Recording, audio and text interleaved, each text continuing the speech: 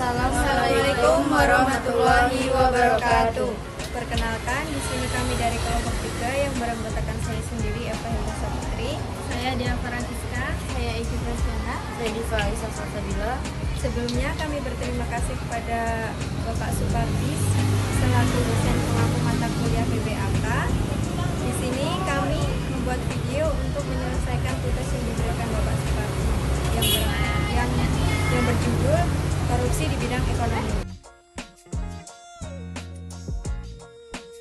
Korupsi adalah tindakan yang melanggar hukum dan merugikan kepentingan umum dengan tujuan untuk menguntungkan kepentingan pribadi. Korupsi dapat dilakukan oleh pejabat publik seperti politis atau pegawai negeri sipil, yaitu menyalahgunakan wewenang yang dipercayakan kepada mereka. Menurut Kamus Besar Bahasa Indonesia, korupsi adalah penyalahgunaan atau penyelewangan uang negara atau perusahaan untuk keuntungan pribadi atau orang lain. Korupsi bisa disebabkan oleh berbagai faktor, diantaranya yang pertama keserakahan. Sifat tamak dan serakah membuat seseorang tidak merasa cukup dengan apa yang dimiliki dan selalu ingin lebih. Yang kedua, gaya hidup konsumtif. Sifat serakah yang dikombinasikan dengan gaya hidup konsumtif dapat mendorong seseorang melakukan korupsi. Yang ketiga, pendapatan yang tidak mencukupi. Pendapatan yang tidak mencukupi dapat menjadi penyebab seseorang melakukan korupsi. Sistem pengawasan yang lemah. Pengawasan yang lemah terhadap penggunaan anggaran negara dan kekuasaan publik dapat membuka celah bagi terjadinya korupsi. Kultur korupsi. Praktik korupsi telah menjadi semacam budaya dalam masyarakat. Ketidakstabilan politik. Ketidakstabilan politik yang dikombinasikan dengan konflik lainnya dapat menyebabkan korupsi. Penegakan hukum yang lemah. Penegakan hukum yang lemah dapat menjadi penyebab korupsi. Korupsi secara umum dapat dibedakan menjadi 7 kelompok, yaitu suap menyuap, kerugian keuangan negara, pemerasan, penggelapan, dan dalam jabatan, perbuatan curang, benturan kepentingan dalam pengadaan gravitasi.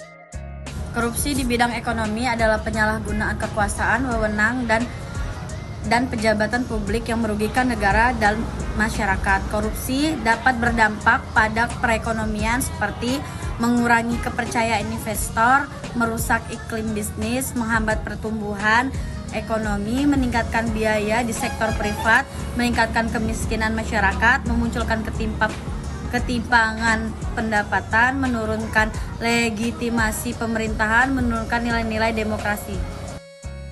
Faktor-faktor yang dapat menyebabkan korupsi dalam ekonomi antara lain tekanan ekonomi, rendahnya gaji, lemahnya sistem pengawasan, kultur korupsi, politisasi ASN, kurangnya akuntabilitas, lemahnya mekanisme penegakan hukum, prosedur peraturan yang berlebihan, lemahnya etik dan moral penegak hukum. Potensi pelaku korupsi di bidang ekonomi bisa berasal dari berbagai pihak seperti swasta, pejabat pelaksana eselon, lembaga legislatif, gubernur, wali kota dan bupati, hakim, pengacara, komisioner dan korporasi, dan jaksa.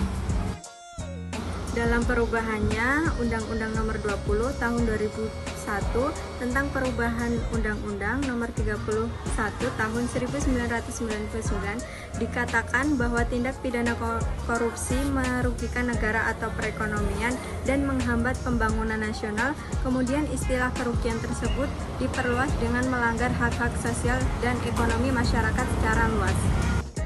Korupsi memiliki dampak yang buruk terhadap perekonomian negara, diantaranya pertumbuhan ekonomi terhambat. Korupsi dapat memperlambat pertumbuhan ekonomi yang sehat dan berkelanjutan. Investasi menurun. Korupsi dapat menurunkan tingkat investasi, terutama investasi langsung dari luar negeri. Kualitas sarana dan prasarana menurun. Korupsi dapat menyebabkan mislokasi sumber daya sehingga kualitas sarana dan prasarana menjadi rendah. Upaya pencegahan korupsi di bidang ekonomi diantaranya membangun sistem pengendalian internal secara terintegrasi